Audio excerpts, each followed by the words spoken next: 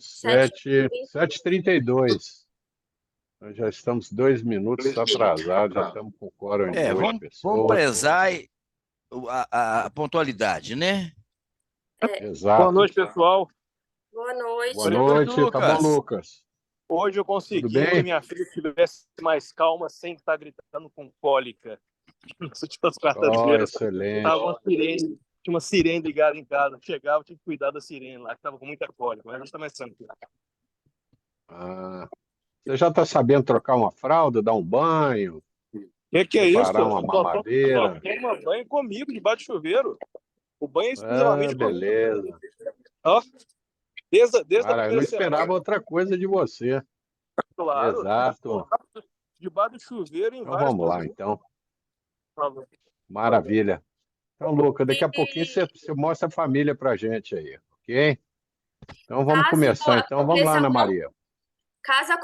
Vamos. Se acontecer alguma coisa com a minha internet, você me avisa, por favor, pelo WhatsApp aqui? Com certeza. Então vamos lá. Gente, primeiramente, boa noite a todos. Eu sou a Ana Maria, fellow de Cirurgia Refrativa e Ceratocone, pela Santa Casa de Belo Horizonte. E o tema da minha aula são os fatores e indicadores de risco em cirurgia refrativa.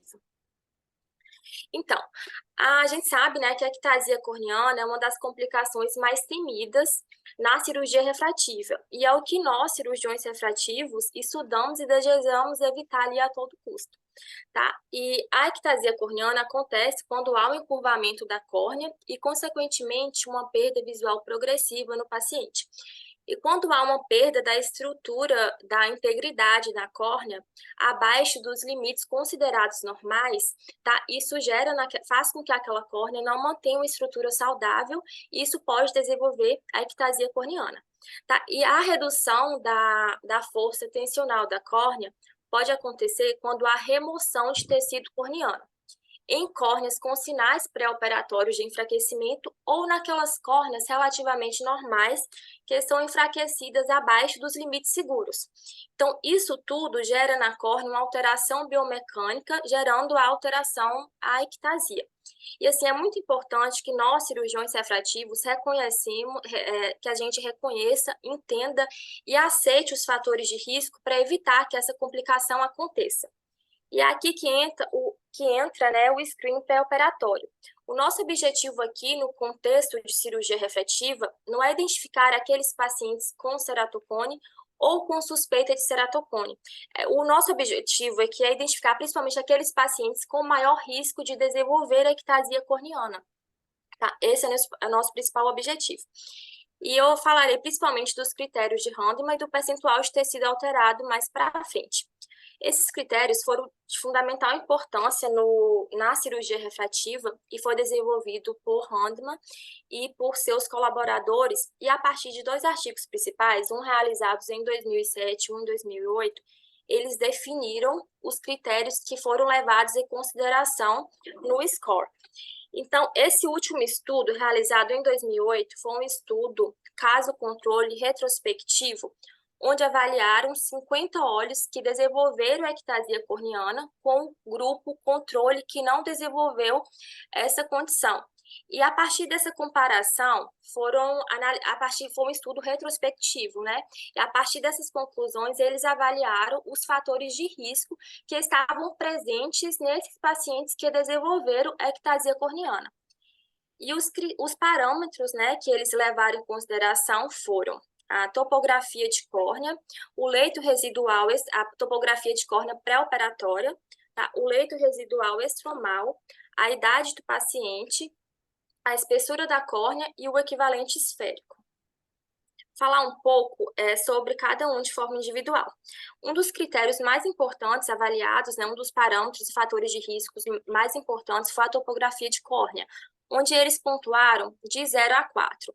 0 pontos, eles deram 0, né, a pontuação para aquelas córneas com padrão normal, padrão redondo, oval, ou naqueles pacientes com uma assimetria ali de até aproximadamente 0,5 dioptrias.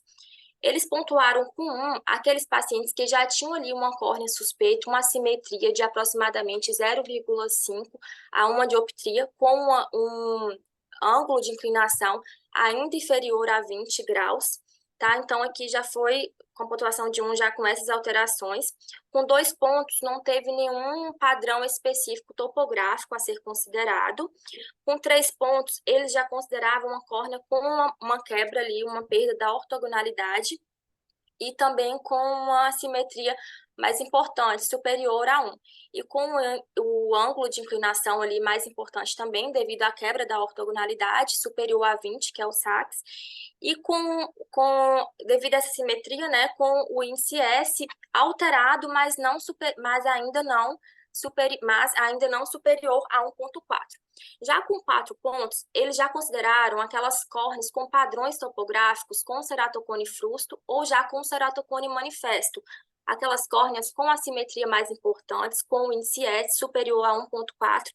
E aqui a gente já tinha aqueles pacientes com a cirurgia refrativa, a princípio já contraindicada já pela sua pontuação. O outro fator muito importante considerado foi o leito residual estromal. A partir do estudo que eu mencionei anteriormente, realizado, eles perceberam que nenhum paciente nenhum ou muito poucos pacientes que tinham o leito residual estromal acima de 300 desenvolveram a ectasia após a realização do LASIK. Então, esse foi o padrão de corte considerado por eles. E a partir da medida que o leito residual foi diminuindo, a pontuação para o risco de ectasia aumentou. E eles consideraram, a partir das conclusões, né, um valor inferior a 240 micra, um risco alto para o desenvolvimento de ectasia, já pontuando como 4. A gente sabe que a porção posterior da córnea tem um papel muito importante na estrutura, né? Então, ali, quando a gente realiza a cirurgia refrativa, tirando uma parte, a parte anterior ali, há uma progressão do enfraquecimento da porção posterior, então, por isso, esse fator foi levado em consideração. Isso mexe em toda a estrutura ali da córnea. Um outro fator muito importante foi a idade. A gente pode aqui tomar a idade como uma comparação, né, com a biomecânica da córnea. Com o passar da idade, a gente sabe que a córnea torna-se mais rígida e mais resistente para o desenvolvimento da ectasia. E o valor considerado por eles ali de corte foi de 30 anos, considerando a pontuação de 0, e à medida que a idade do paciente fosse diminuindo, essa pontuação foi aumentando para o risco de ectasia, considerando com 3 pontos ali de 18 a 21 anos. Então, a gente sempre pode pensar a idade como a condição biomecânica da córnea. E em relação à espessura da córnea pré-operatória, foi um valor também considerado, e é importante frisar aqui que, a partir dos estudos, eles não tiveram ponto ali de corte, de limite de segurança para realizar o LASIK em uma espessura de córnea definida. E isso é bem claro para a gente, porque muitas vezes, e esse não foi um fator assim que a gente deve levar isoladamente considerado, porque a gente sabe muitas vezes que a gente pode ter uma córnea fina e uma córnea ao mesmo tempo estruturalmente saudável.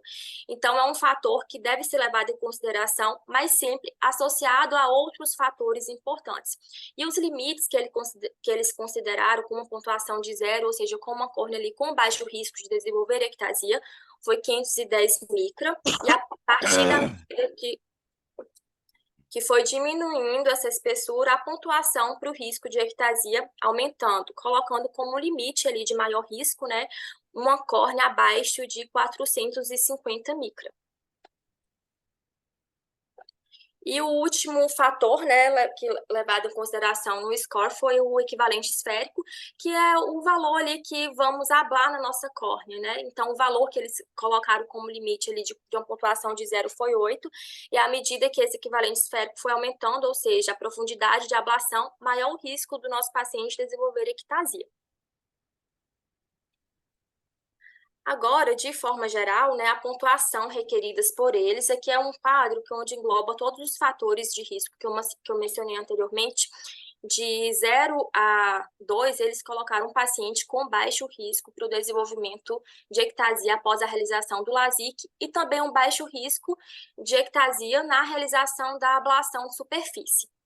De 3 pontos, eles consideraram um risco moderado do desenvolvimento da ectasia, tá? Após a realização do LASIK. E em relação ao PRK, não foi um fator bem estabelecido, e com 4 pontos ou mais, um paciente com alto risco de desenvolver ectasia. Também aqui, a ablação de superfície não teve uma boa, não foi bem estabelecida, né? A ocorrência da ectasia após a realização do PRK. E assim, só para finalizar essa primeira parte da aula, que eu achei assim, que foi minha conclusão mais importante, eu acho bem importante falar, que Hahnemann não levou em consideração em nenhum momento nenhum dado tomográfico, apenas esses que eu mencionei, e como ele deu importância, né, à topografia de córnea. E isso devemos levar para a nossa prática a importância da valorização desse exame, e a gente percebe aqui, com a simples quebra da ortogonalidade, o quanto ele valoriza esse achado, já dando ali para o paciente, por exemplo, 3 pontos para o risco do desenvolvimento da ectasia, mesmo que ele tenha os outros fatores, assim, não tenha nenhum outro fator associado, só pelo simples não, né? Pelo fato de ter essa quebra da ortogonalidade, ele já considerou um paciente com risco moderado de desenvolver ectasia. E assim, é um fator, pelos estudos, né, que eu li, que eu pude perceber a importância desse critério para utilizarmos na nossa prática, e sempre avaliar o paciente em conjunto, né? Avaliar cada caso de forma individual, utilizar esse critério quando realmente estivermos ali na dúvida, e às vezes é importante também expor para o paciente que foi essas características, e às vezes expor para ele porque estamos contraindicando a cirurgia, expor para ele os riscos que estão mencionados aqui. Eu achei isso importante, e essa foi a minha principal conclusão em relação a essa primeira parte da aula. Agora, falando de outra métrica muito importante também para utilizada na nossa prática, que é o percentual de tecido alterado, o PTA, que foi desenvolvido por Marconi Santiago e seus colaboradores. Essa métrica mostra a relação da alteração biomecânica da córnea com o desenvolvimento de ectasia após a cirurgia refrativa, em especial após a realização do LASIK. Tá? E um alto valor do PTA está associado diretamente a um maior risco do paciente desenvolver esse efeito adverso, a ectasia corneana. Bem, a gente sabe, né, que a estrutura da córnea não é uniforme, não é homogênea em toda a sua extensão. Então, quando a gente tira uma parte, por exemplo, anterior da córnea na cirurgia refrativa, os terços posteriores, eles vão sofrer ali com essa deformidade, e isso, dessa forma, o índice do PTA, que engloba essa métrica, como engloba vários pontos, várias variáveis, nos fornece informações muito mais precisas e mais específicas se comparadas a valores isolados. Se compararmos, por exemplo, a espessura da córnea de forma isolada, se compararmos ao valor do leito residual estromal. Então, o PTA, por ser um conjunto de variáveis, nos fornece informações muito mais precisas. E essa fórmula consiste, tá, na soma da espessura do flap com a profundidade da ablação dividido pela espessura central da córnea, ao ponto mais fino.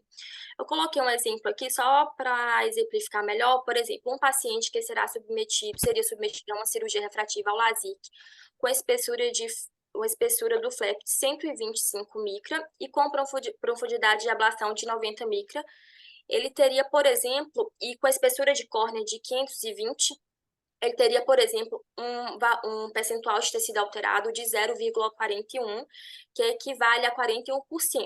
O valor de referência acima de 40% já é um valor considerado alterado, então esse paciente teria um alto risco para desenvolver ectasia, e abaixo de 40%, um baixo risco de desenvolver ectasia após a realização do LASIK.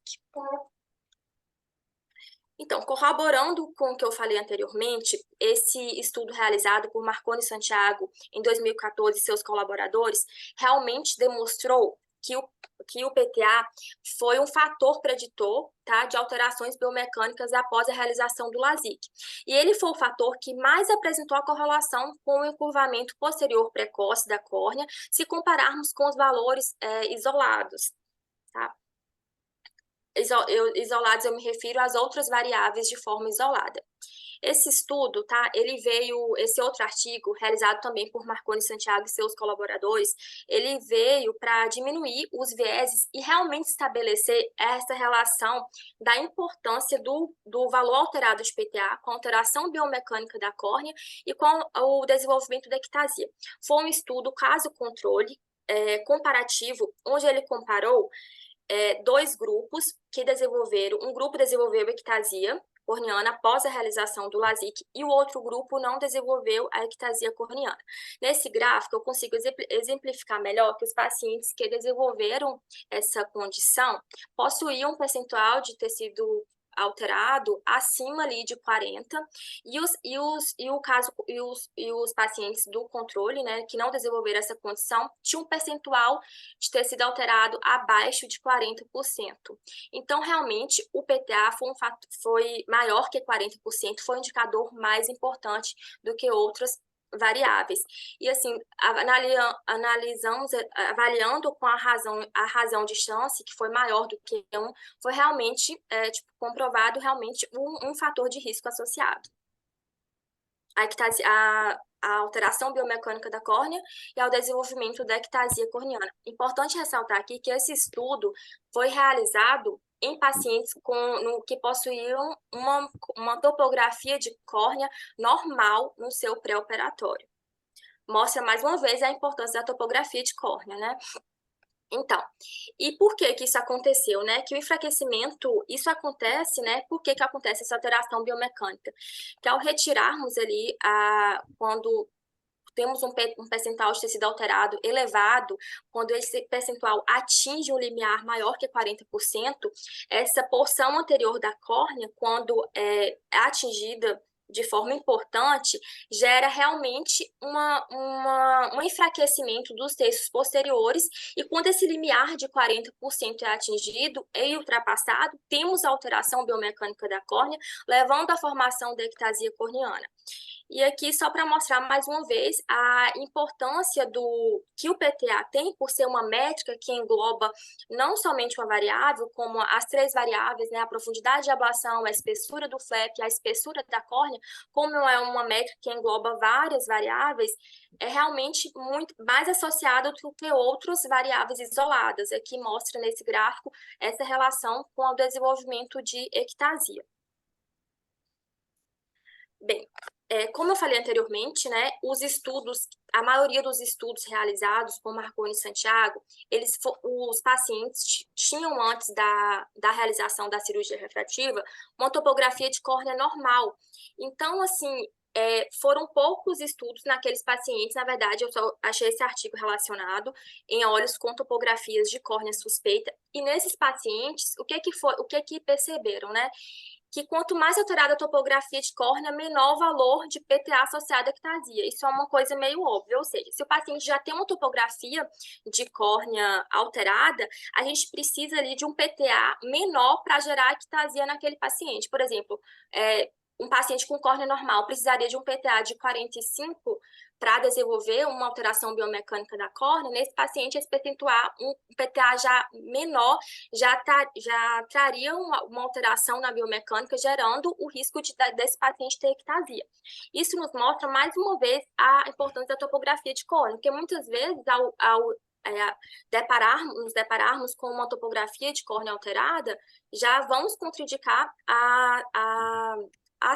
contraindicar a realização da cirurgia refrativa. Então, o PTA aqui deve ser mais utilizado quando realmente estamos com dúvida naqueles pacientes, né? Bem, e a aplicabilidade no PTA no PRK, tá? Poucos estudos têm em relação a isso, porque o PRK, né, foi quando tem ectasia após a realização do PRK, pelo menos nos que eu achei, os pacientes já tinham topografia de córnea alterada. Então, assim, os estudos foram relacionados todos, principalmente na realização do LASIK.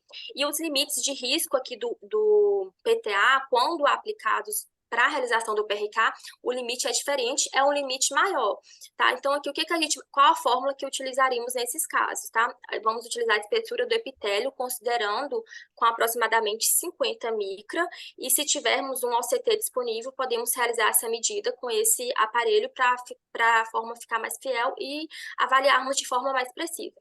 Mas, mais uma vez, tem pouca aplicabilidade no PRK e os limites de risco são realmente diferentes, ou seja, são maiores, né, para o risco de ectasia corneana.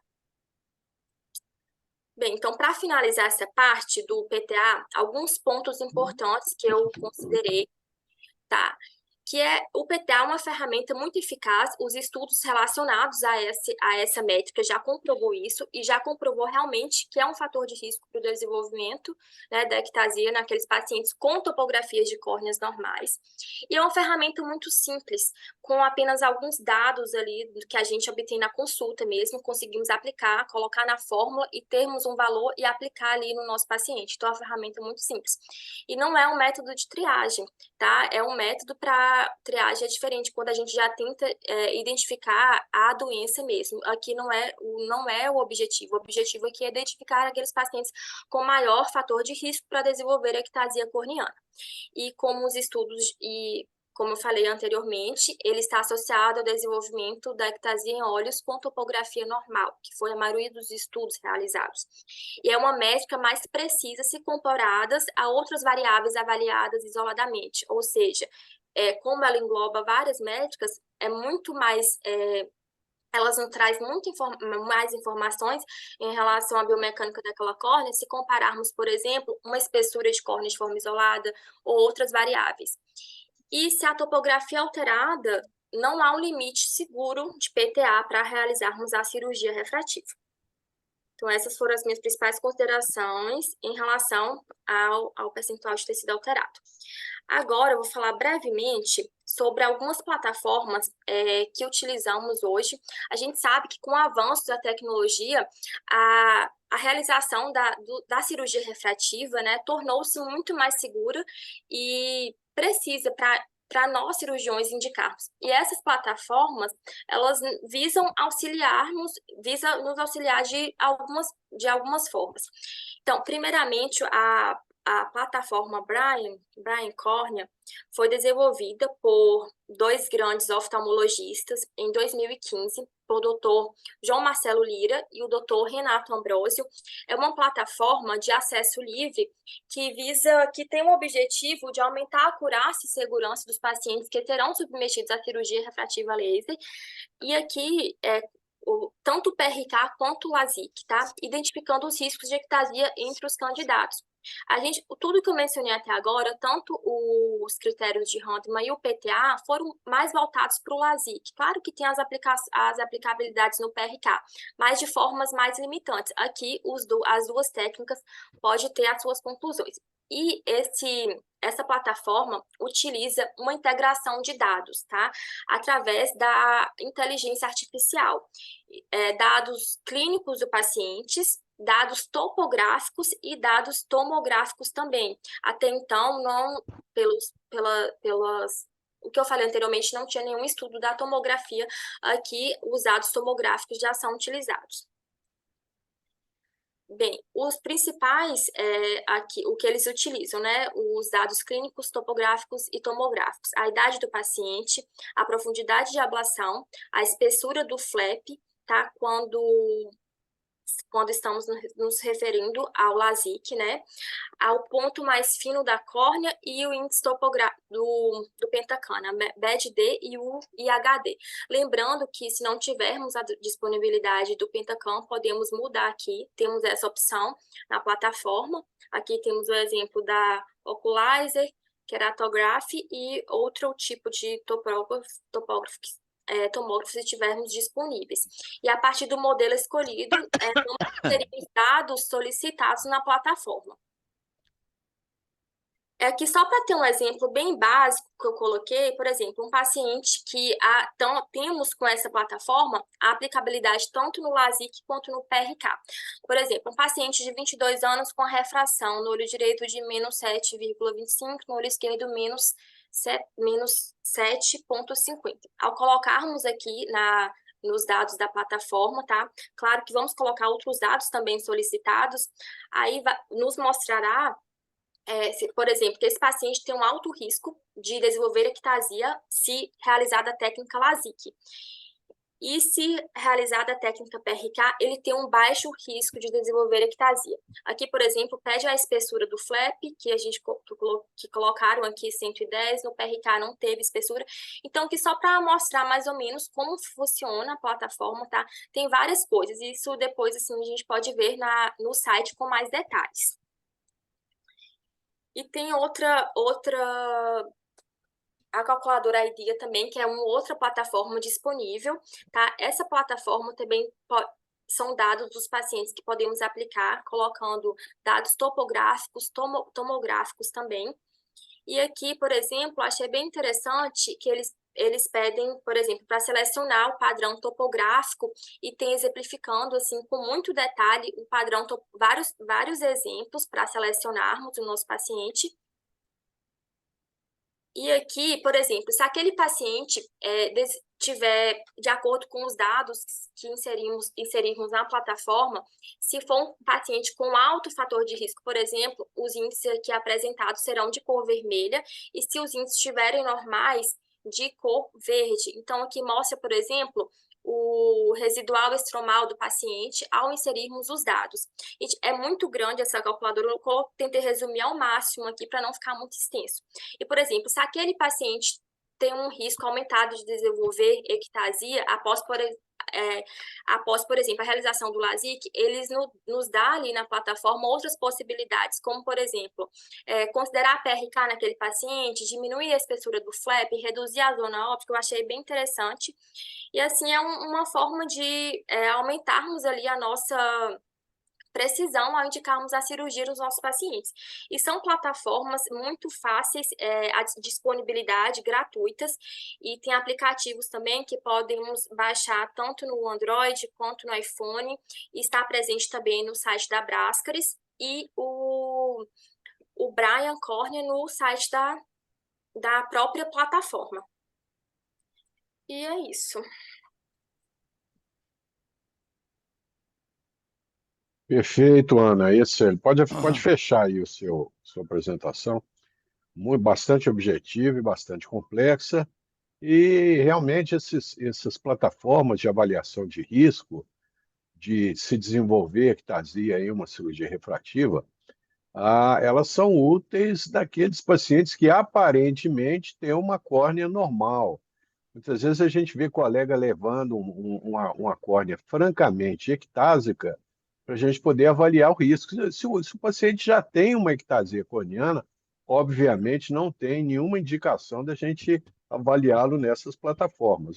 Ou seja, essas plataformas, elas têm de avaliação de risco, elas são úteis, principalmente naqueles que estão se iniciando em cirurgia refrativa e não têm muita experiência, para avaliar o risco de uma córnea aparentemente normal vir a desenvolver uma ectasia, seja no LASIK, seja no PRK. Ou seja, se você tem uma córnea já francamente ectásica, como é que você vai avaliar a chance de desenvolver uma ectasia se a córnea já está aberrada? Okay? Então, é uma coisa óbvia, mas a gente vê isso com muita frequência. Colegas levando lá pacientes para serem avaliados para esses scores de risco, sendo que o paciente já tem uma ectasia manifesta. Ok? Muito bom. Reinaldo, você quer fazer os seus comentários aí, por favor? Oi, Ana, realmente a gente tem que... Estão me ouvindo aí? Perfeitamente. Hoje, a gente tem muito recurso para a gente evitar a ectasia. Primeiro recurso que a gente tem é o conhecimento. A gente hoje tem muito conhecimento e hoje a gente já identifica com muita facilidade esses fatores de risco. Né? Eu tenho mostrado nessas aulas para vocês aí que, em muitos casos, eu não peço Pentacam, porque eu não vejo necessidade, o Pentacam não vai mudar minha conduta. O principal fator de risco de uma ectasia é a topografia por anéis de Plácido. não é a câmara de Scheimpflug do Pentacan. O principal fator de risco é a topografia. E continua sendo valorizada a topografia. Depois, em ordem decrescente de risco, é a profundidade de ablação, que está relacionada com a quantidade de ametropia e também com a zona ótica de ablação, de acordo com a fórmula de Mannerlein. Posteriormente vem a idade. A idade também é um fator significativamente importante. E o último, que já foi talvez o mais valorizado, é a paquimetria. Quando a gente começou a fazer cirurgia refrativa, a gente fazia a seguinte conta: eu vou ablar 100 micra, o paciente tem 500 micra, não tem problema, vai ficar 400 micra, então está seguro para fazer o PRK. Hoje a gente sabe que a paquimetria não é um fator muito importante, porque nós temos córneas espessas que não têm uma boa biomecânica e temos córneas finas que são córneas que têm uma boa biomecânica. Então, veio aquele algoritmo do Belin-Ambrósio, ele veio exatamente para a gente poder distinguir entre uma córnea espessa normal ou patológica de uma córnea fina normal ou patológica. Porque o que é importante não é se ela é fina, o importante é se ela é homogeneamente fina.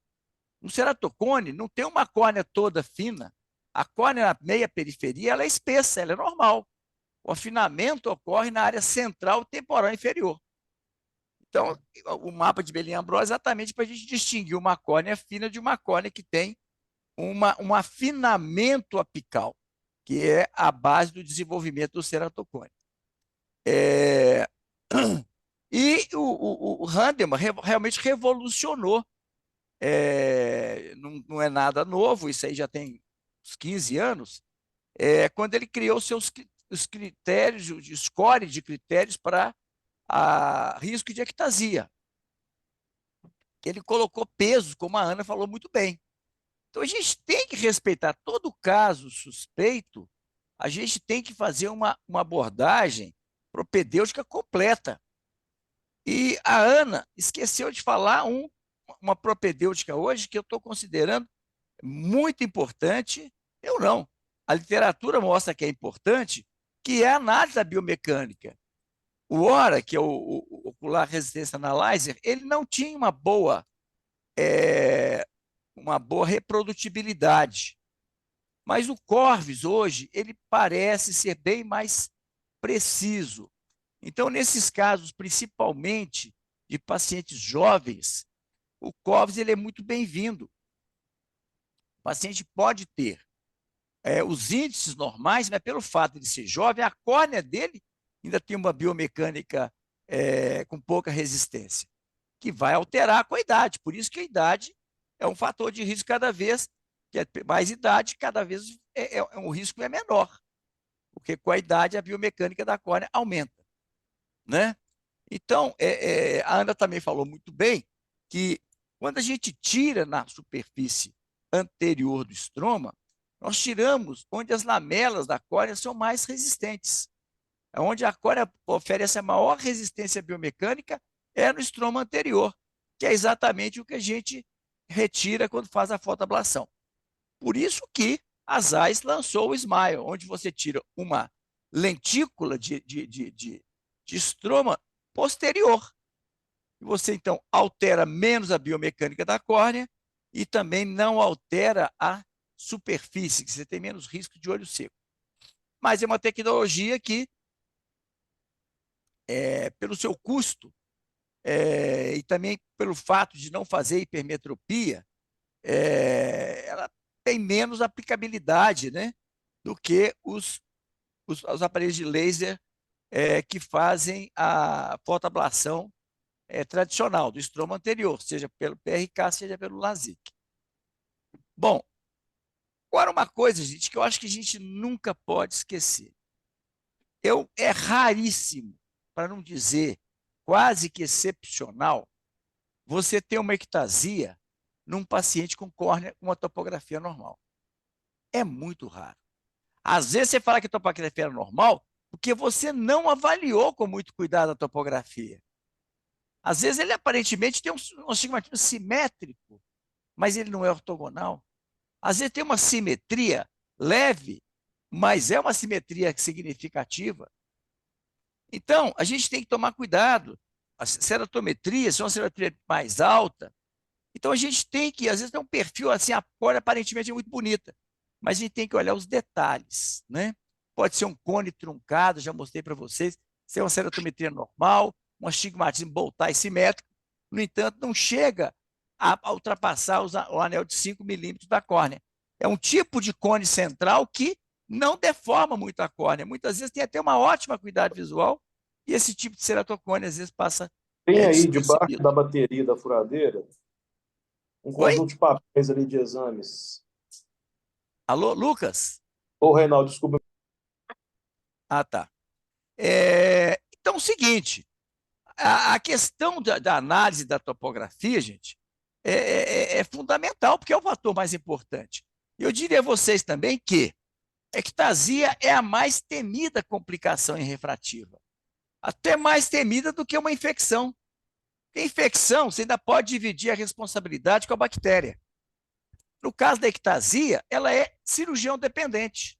Se você fizer um estudo retrospectivo dos dados antes, dificilmente você não vai encontrar um fator de risco de contraindicar-se aquela cirurgia. Então, além da biomecânica, análise do Corvis, tem também um outro algoritmo, que é o de Rabinovich, que ele consta, inclusive, do Pentacam. Ele é pouco utilizado, mas ele deve ser valorizado, porque ele leva em consideração uma coisa muito importante, que é a perda de ortogonalidade. Eu já calculei, já ensinei vocês como é que calcula. Quando você tem uma perda de ortogonalidade, você altera muito o KISA, né?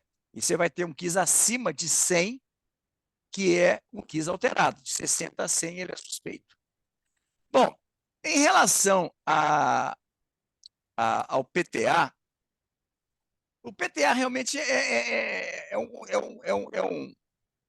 uma relação, uma avaliação de risco de ectasia muito importante. E agora a questão é o seguinte: só se justifica fazer PTA em córneas que são absolutamente normais. Então, se você tem uma córnea normal, mas você tem uma profundidade de ablação muito significativa, né? Você não tem muitas vezes certeza da espessura do flap, porque ele é feito com microcerátomo, então realmente justifica você fazer o cálculo e ver se ele está próximo de 0,4. Se ele estiver próximo de 0,4, é preferível você fazer o PRK, considerando o flap do PRK como 50 micra, que é a média da espessura do epitélio. Esses aplicativos, o IDEA, Brain, Excellent, são aplicativos que o IDEA ele utiliza os mesmos critérios de Handelman. É praticamente uma cópia do Handelman. Só que mais bonitinho, que aparece lá figurinha, aparece desenho e tal, mas é o Handelman. O IDEA é o Handelman. O Brain tem uma coisa muito interessante, eu uso muito pouco o Brain. Por que eu uso pouco? Porque ele tem uma alta sensibilidade, mas uma péssima especificidade. Então, quando eu não quero operar, eu faço o Brain e mostro para o paciente, porque o Brain vai dar bomba no paciente. Qualquer alteraçãozinha, por menor que seja, o Brain está com alto risco. Então, nesse aspecto, ele é importante, porque o paciente vendo aquilo, ele evita de ficar procurando outras opiniões e acaba achando alguém que vai operar. Bom, gente, para resumir essa história, um dado que é inquestionável. De todos os casos de ectasia, 96% ocorrem em LASIK, 4% ocorre no PRK.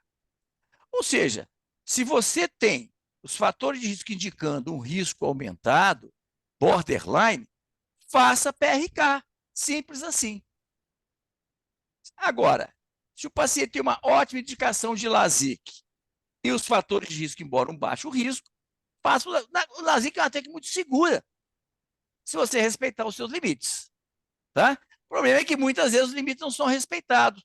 as alterações topográficas não são percebidas, entendeu? Aí você corre o risco de ectasia. Mas eu acho que foi bem abordado esse assunto. Parabéns, eu achei que você também teve uma apresentação muito boa. Apenas quando você for repetir essa palestra, acrescente aí o Corvis e apresente também o índice de Rabinovich e Resman, não sei o quê. Porque somente ele hoje está embutido no próprio Pentacan.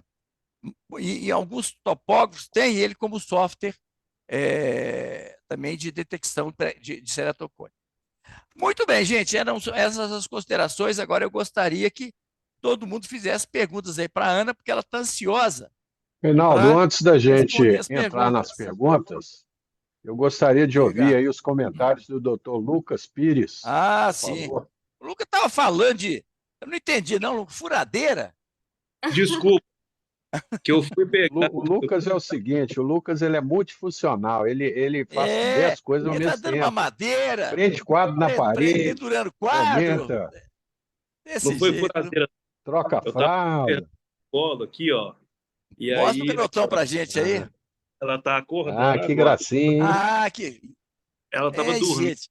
Mas é a cara, hein, do Lucas. Mas Não, é até o parecida queixo. com você, hein, Lucas?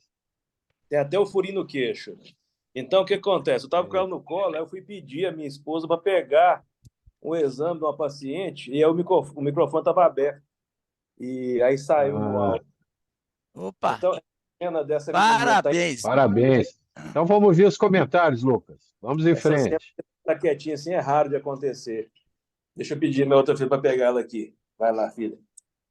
Vai lá, pronto. Ela já está assim com um aspecto assim, mais aristocrático, acho que ela vai mexer com retina, viu?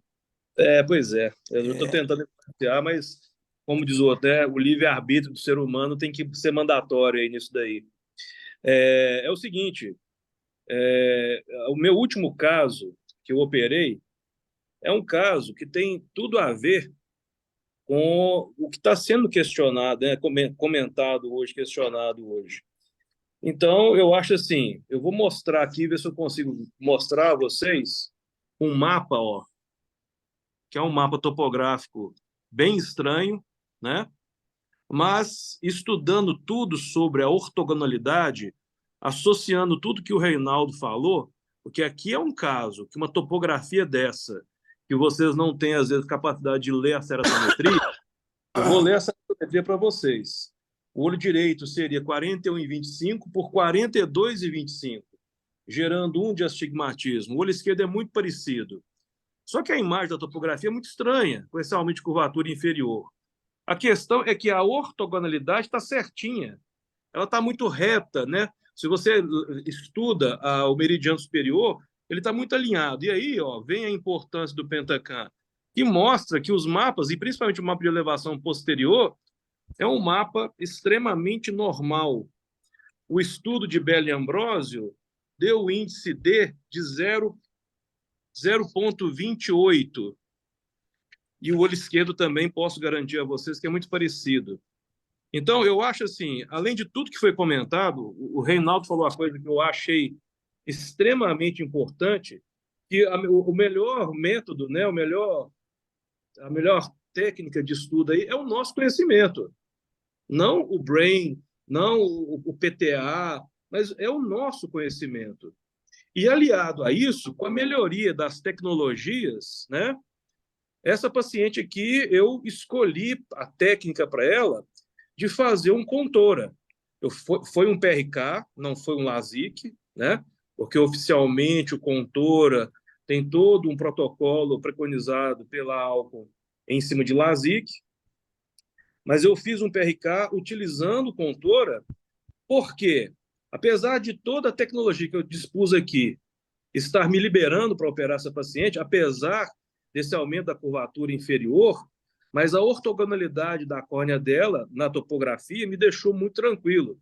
E aliando isso tudo, eu acredito que um gerenciamento melhor de aplicação do laser pode não só fazer a correção refracional, essa paciente tinha 3,25 de miopia em ambos os olhos, com 0,25 de astigmatismo, 0,75.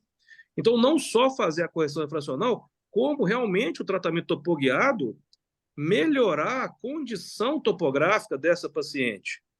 Essa paciente tem 30 dias de cirurgia.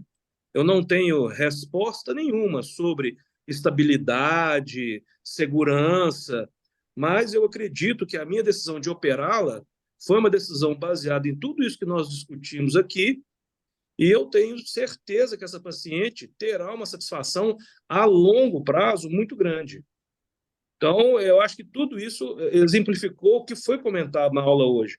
Uma topografia com uma assimetria, assim, que você bate o olho, se assusta, mas quando você vai estudar todos os exames, a refração, a qualidade da acuidade visual que ela atinge, uma espessura de 550 micra em ambos os olhos, né? Uma simetria binocular de todos os dados, é tudo muito parecido entre os dois olhos. Então, isso daí para exemplificar o tema da aula de hoje, que eu acho que esse tema é a raiz da nossa prática, né? É identificar esses problemas e selecionar bem o paciente. Ô, Lucas, você tem a topografia com anéis de plástico dessa paciente? Não, não tenho. Porque eu não tenho topógrafo no consultório, Reinaldo. Então, no que eu mando o paciente, no que eu solicito propedêutica para uma cirurgia refrativa, eu não vou pedir uma topografia para o paciente pagar a topografia e depois ainda fazer um pentacam, né? Porque esse paciente é um paciente particular. Então, eu falei, explico isso também, ó, já que eu vou te operar, eu quero pedir um exame que vai me dar mais dados do que uma simples topografia. Então, eu não fiz a topografia dessa paciente. Mas concordo que a topografia, em um consultório, você tem lá a disponibilidade da topografia, facilidade de realização, ela é imprescindível mesmo. Então, isso aí eu estou de acordo com você. Doutor Lucas, só uma pergunta. Qual a idade dessa paciente? A idade dessa paciente, 24 anos, Ana. Paciente jovem, né, abaixo de 30 anos. Escolhi o PRK para ela por causa disso, né? Enfim, corroborando tudo que foi comentado aí, né? Uhum. Gente, uma coisa que eu não Perfeito, comentei, Lucas. o Arnaldo, só para completar aqui as observações, que eu acho que é muito importante, porque isso já aconteceu lá no Ocular Laser. Um colega fez uma cirurgia, eu estava lá como monitor, e ele levou o paciente para mim e falou assim, ó, Reinaldo, eu vim cá para reaplicar um pouquinho de laser, porque ficou um pouquinho de miopia. Eu virei e falei assim, mas quanto tempo que essa paciente operou? Ah, tem 4 meses. Eu assim, mas ela já tinha esse resíduo de miopia logo após a cirurgia? Não, ela teve uma regressão ao longo do tempo. Eu falei assim, não é assim que funciona. A regressão, quando acontece, primeiro que é muito pequena. Não dá, o laser hoje é muito preciso. Você pode falar em regressão, às vezes em hipermetropia com PRK, mas uma regressão importante depois de um LASIK não é comum. O que você tem que avaliar é o seguinte, se a longo prazo não está havendo progressão da miopia, mas a curto prazo, a probabilidade de uma ectasia é muito maior. Mas não deu outra. Eu peguei e falei, vamos fazer uma topografia? Vamos. Estava desenvolvendo um ceratocone, o colega ia levantar o flap para aplicar mais um pouco de laser. Então, gente, quando você faz uma cirurgia, principalmente LASIK, e o paciente aparece com um grau alguns meses depois, faça uma nova topografia para ver se esse paciente está estável ou se ele está desenvolvendo uma ectasia. Não pense em regressão, não. Pense a longo prazo em evolução. E a curto prazo, meses até um ano, você pensa em ectasia. E por isso é que eu faço uma topografia com 60 dias. Para quê? O que eu vou ter? Eu vou ter como um screening naqueles próximos meses, até um ano, 2 anos, que a ectasia ela não é muito tardia. Ela acontece nos primeiros meses, até 6 meses, 1 ano, e se não tem uma ectasia nesse período, raramente ela vai dar mais para frente, a menos que o paciente já tivesse um ceratocone ou o paciente tivesse uma alergia muito grande com o ceratocone incipiente e você está causando um trauma sobre a córnea. Aí sim, você pode ter ectasia em qualquer época. Então, ficar muito atento com isso, gente. Separar uma regressão de uma ectasia. Exatamente, Reinaldo. Eu tenho comentado com os nossos fellows lá que realmente toda reaplicação de laser, seja com 1 mês, com 10 anos, é necessário que a gente faça o diagnóstico diferencial de uma hipocorreção, de uma regressão e de uma eventual ectasia que está se iniciando. E nesse caso é extremamente importante que você tenha uma tomografia, não só a topografia, como a tomografia. Esse caso aí que o Reinaldo comentou. O paciente foi submetido a um LASIK que está apresentando um residual de 1 grau, 1,5 grau, com 4 meses. Muito provavelmente isso não foi uma hipocorreção, e sim uma eventual ectasia que pode estar se iniciando. Então, nesse caso, a topografia é importante, mas a tomografia é mais importante ainda, que eventualmente você pode ter uma topografia normal e uma tomografia já com a curvatura posterior, a face posterior da córnea já acusando um aumento de curvatura. Outra coisa que eu quero comentar também é com relação ao Lucas pedir direto a tomografia de córnea e não a topografia. Eu acho, Lucas, extremamente importante, até para efeito de defesa sua, você está bem acobertado, você pedir não só a tomografia de córnea, como também a topografia. Topografia corneana realizada no ocular laser é um exame relativamente barato.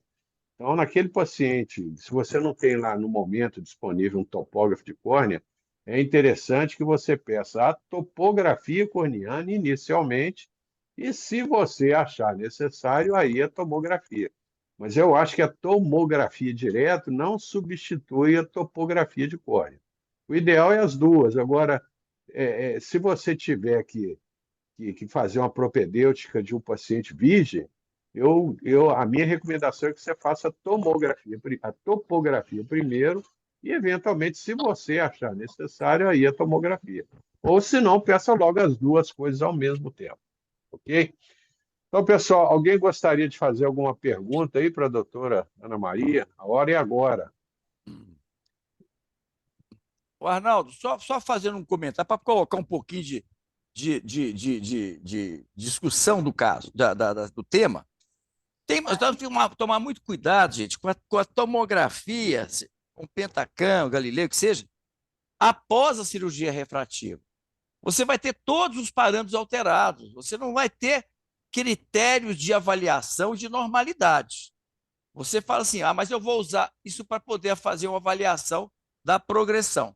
Sim, mas eu considero que a progressão a topografia me dá, se eu tenho a topografia antes e depois, eu tenho como avaliar progressão pela topografia.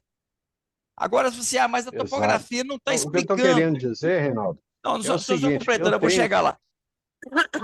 Se, por exemplo, só completando, se, por exemplo, você tem uma paciente que está tendo uma alteração de grau, que você não apresenta uma alteração na topografia, o que é muito raro, você pode fazer uma tomografia, porque realmente, o Arnaldo falou correto, você pode ter a progressão da ectasia começar pela superfície posterior. Mas depois de uma cirurgia refrativa, a topografia é um ótimo exame para você fazer um acompanhamento de estabilidade. Sem dúvida.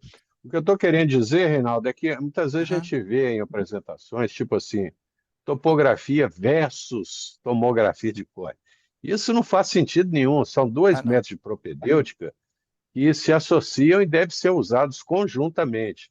Eu estou querendo comentar o seguinte, eu tenho na minha clínica dezenas de casos de pacientes com topografia de pós-operatório normais e com tomografias alteradas pelo Pentacam. Eu tenho vários e o Ferrara tem centenas. Ou seja, eu estou querendo dizer o seguinte, no pós-operatório de cirurgia refrativa, é desejável que você tenha a topografia e a tomografia. E se você, eventualmente, estiver avaliando a necessidade de uma reaplicação de laser, eu, pessoalmente, acho imprescindível que você tenha as duas coisas. Ou seja, eu nunca faria uma reaplicação de laser simplesmente baseado em uma topografia normal. Porque aquela topografia pode estar normal, mas a tomografia eventualmente poderá mostrar alguma coisa. Ou seja, Lembrar não é um também, contra o viu? outro, é um É, completando o outro. é. E lembrando também que, se você tiver que fazer uma reaplicação e você for um paciente borderline e for realmente muito necessário fazer uma reaplicação, e você tem certeza que não é ectasia, a melhor alternativa nesses casos é você fazer um PRK sobre o flap. Já que o flap não Sem interfere dúvida. na biomecânica da córnea, você evita retirar mais tecido do estroma, que pode aumentar o risco de descompensação dessa córnea. Com certeza.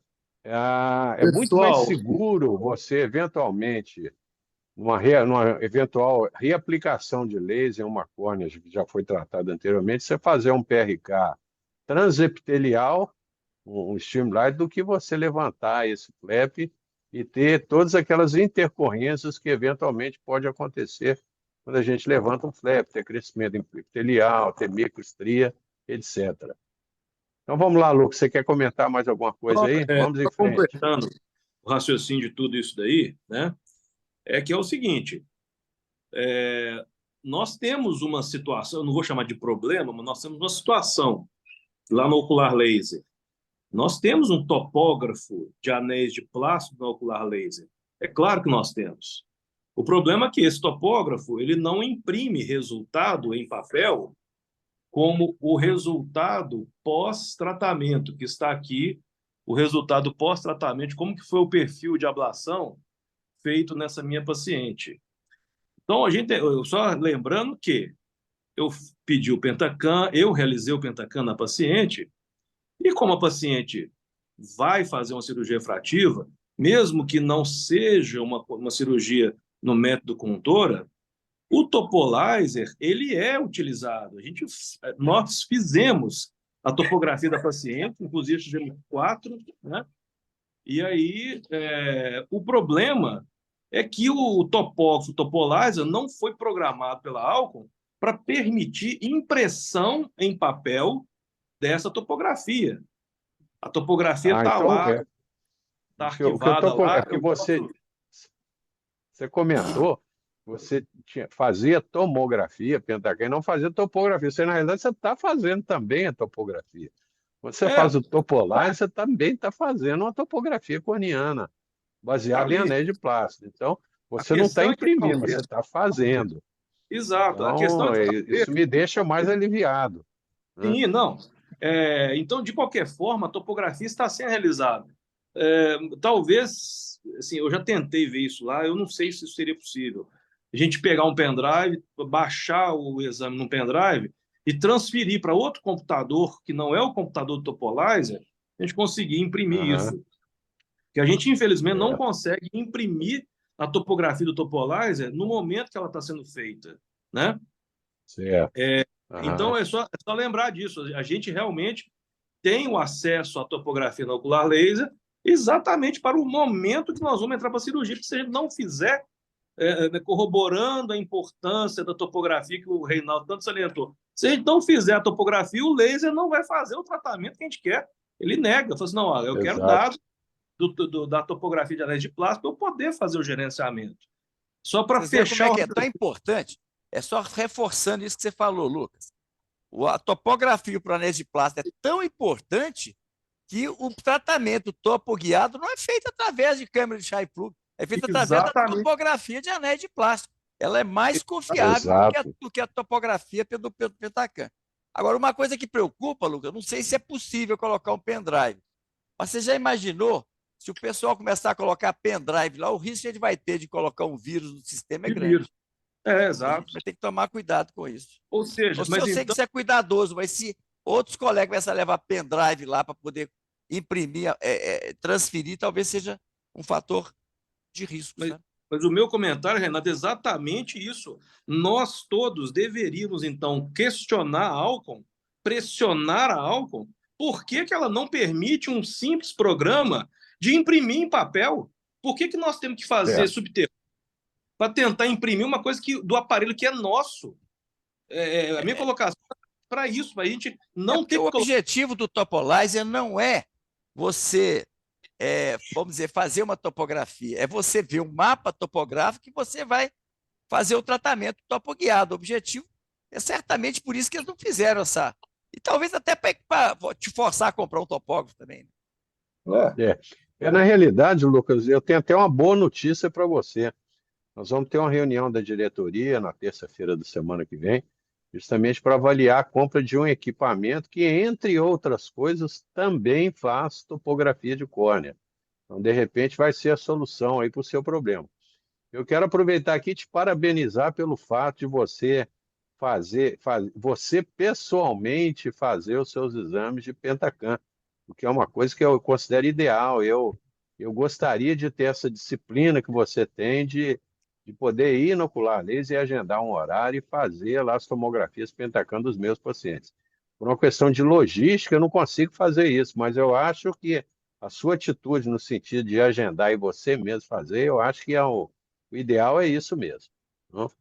Então, pessoal, quem gostaria de fazer alguma pergunta aí, algum comentário? A hora é Eu agora. tenho uma pergunta, doutor Arnaldo. André aqui. Então vai lá, André, pode fazer. Primeiro, só parabenizar a doutora Ana Maria pela brilhante apresentação. Depois de quanto tempo de cirurgia de PRK, por exemplo, a gente pode considerar que houve uma hipocorreção, uma avaliação mais fidedigna ali? 2 semanas, 3 semanas, a gente consegue já perceber que teve uma hipocorreção? Porque no começo ele fica bem irregular, né? Mas a partir de quanto tempo a gente consegue avaliar isso? A hipocorreção, Deixa a doutora Ana Maria é fazer muito essa. rápida, sabe? Então, fale, Ana. Tá. Em relação à hipocorreção, eu acho que a gente já consegue perceber isso ali, já no poucos dias depois já da realização da cirurgia, né?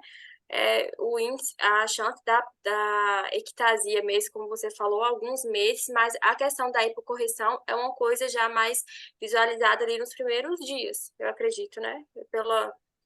Assim, eu acho que é isso mesmo. Coisa mais rápida, na primeira semana ali, já consegue avaliar. Eu não diria os primeiros dias, porque nos primeiros dias você tem um epitélio muito irregular. Mas assim que você tiver um epitélio regular, com uma boa acuidade visual, se a acuidade visual não estiver boa porque tem um resíduo refracional, então você já pode considerar que aquilo é uma hipocorreção. Aquilo não vai melhorar com o tempo, vai ficar daquele jeito. Você pode, com o tempo, se houver progressão da miopia, ter até um agravamento dessa hipocorreção, né, pela progressão. Mas a hipocorreção ela é bem precoce. Perfeito. Eu quero comentar a respeito disso, porque realmente a hipocorreção é uma intercorrência que muitas vezes com 10 dias, 15 dias, a gente observa isso. Agora, uma coisa é você fazer um diagnóstico de uma eventual hipocorreção, e outra coisa é você tratar essa hipocorreção precocemente. Então, aquele paciente que eventualmente está apresentando um residual de miopia importante ou astigmatismo, e houve algum problema lá durante a aplicação do laser, a fluência não estava boa, teve alguma eventual intercorrência no perioperatório, nós podemos avaliar e eu pessoalmente, eu nunca faço nenhuma reaplicação de laser com menos de 90 dias, porque muitas vezes aquela hipocorreção que você tem, ela pode melhorar. Eu tenho observado, não sei se vocês têm observado isso, eu tenho feito muito PRK, Streamline, e tenho observado que muitas vezes a refração só vai se estabilizar com 60, 90 dias. Então, aquele paciente que muitas vezes a gente mede a acuidade visual com 2, 3 semanas e nota lá um residual importante, com 60 dias isso já desapareceu. Então, uma eventual hipocorreção, você tem que ter uma certa. O paciente tem que confiar em você o suficiente para aguardar pelo menos uns 3 meses para que você possa reaplicar o laser e não fazer um tratamento, muitas vezes, intempestivo. Ok? Mais alguma pergunta, pessoal? Em cima disso que você falou, Arnaldo, uma coisa que é muito importante é quando você suspeitar de uma hipocorreção, porque ela é precoce, você cicloplegiar esse paciente.